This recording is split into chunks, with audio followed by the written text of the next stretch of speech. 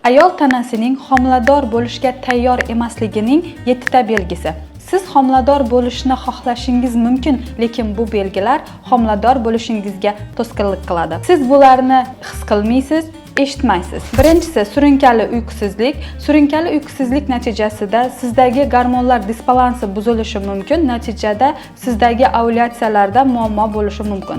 Ikkinchisi kam harakatlilik. Yurak qon tomir faoliyati harakatga bog'liq. Agar siz kam harakat qiladigan bo'lsangiz, bachadon va tuxumdonlarda qon aylanishi buzilishi mumkin. Uchinchisi surunkali stress. Uyda, ishxonadagi turli xil muammolar sizdagi surunkali stressga sabab bo'lishi mumkin. Natijada sizdagi kortizol gormoni oshadi va homiladorlik bo'lishiga to'sqinlik qilishi mumkin. To'rtinchisi tana vazni.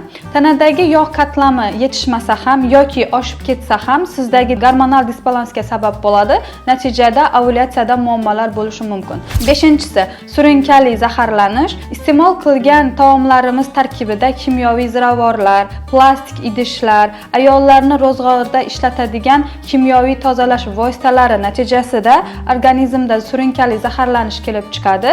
Bu ham tuxum hujayrani shikastlanishiga sabab bo'lishi mumkin. Oltinchisi surunkali yallig'lanish, infeksiya, oshqozon ichak yallig'lanishi va boshqa organlardagi yallig'lanish ham tuxum hujayra va spermatozoidni uchrashuviga, hosil bo'lgan homilani bachadon devoriga yopishishiga to'sqinlik qilishi mumkin.